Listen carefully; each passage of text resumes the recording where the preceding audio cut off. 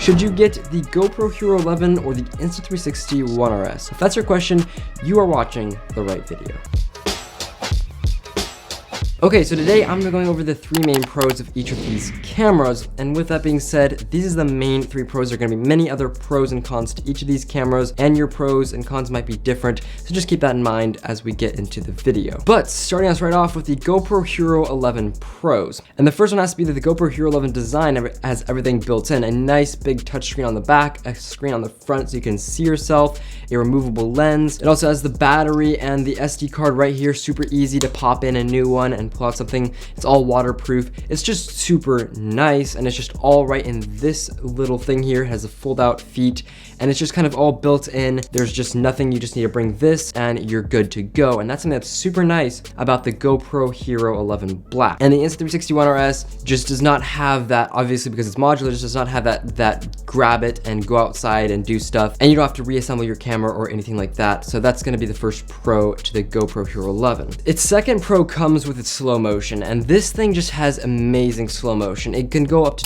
2.7K at 240 FPS, or you can go to 4K 120 and even 5.3K at 60. These are insane resolutions. It maintains everything really well, and I just love how it just looks so amazing, switching from 4K 120 to 4K 60 to 4K 24 to 4K 30, whatever you're using it for. Just always looks so good and high quality, and it looks like it's all the same camera. The final thing comes with its image quality. Now this has 5.3K image quality, as I mentioned, but when you're just using it for normal videos, it just looks stunning. Now, to compare it to the Insta360 ONE RS, I put the 4K boost lens mod on. That's the one that's looking one way, the non-360 mod. And here's what I was able to get. Okay, so here is a video quality test of the Insta360 ONE RS compared to the GoPro Hero 11. Which one is looking better? They're both on the widest that they can go in the 5.3K 60 on the GoPro and 4K on the Insta360. Now the GoPro I did not put in hyper view because that's just warped, so I just put it in super view. But here is the video comparison. How does this camera look? Let me know in the comments down below. And an audio test, testing 1, 2, 3 on the Insta360 ONE RS. Testing 1, 2, 3 on the GoPro Hero 11. Which one has better audio quality? Now, before we get on to the pros of the Insta360 ONE RS, if you don't mind hitting that subscribe button, I post videos about tech every single day, and I would love it if you would join the JM Tech community. Okay, and now we're going to the ONE RS, and the first major pro is the ONE RS with the 4K boost lens mod is kind of like the GoPro. However, it also has that 360 mod, which can do something the GoPro can't, and here's a little example of that. Okay, and here is the 360 ability of the Insta360 ONE RS, and this is something that the GoPro cannot do. So it's invisible, so you can't see that I am holding anything in my right hand. So yeah, with the 360 mod, you just don't miss any shots. You can reframe it later. You can put any frame you want on it. You can just do anything you want. It's super flexible, and 360 cameras are just so cool. And being able to have a GoPro-like camera and a 360 camera all in one is really, really cool. And I think is the highlight feature of this, just having two cameras in one. And the second pro is the modular system, which I think is really cool because you have the same battery for two cameras. Let's say you cracked that big screen on the back of your GoPro. Now you have to replace the whole camera if you want to have your screen with no cracks. Versus the Insta360 ONE RS, you just have to replace the core mod, or if you scratched the boost lens mod, you have to replace just this. You don't have to replace the whole camera.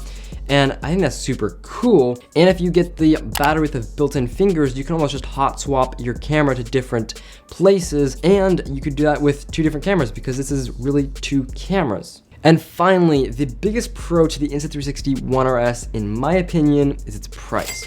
So here in the United States, I have seen this camera go as low as $379. That is $20 cheaper than the GoPro Hero 11 Black.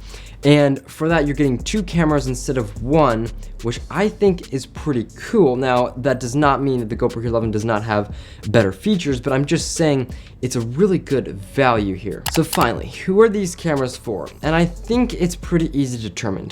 If you're looking for a standard type action camera, you know where you want to put your camera, you know what type of footage you want to get, and you've just used GoPros in the past, then I would definitely go for the GoPro. Or you just want the highest image quality of any action camera, then I would also go for the GoPro. However, if you're just getting into action cameras and you can't make up your mind if you want to go for a 360 camera or you want to go for a standard action camera, then I think the Insta360 ONE RS stands perfectly in the middle, offering decent image quality with its 4K boost lens mod, and then also giving you the 360 capabilities.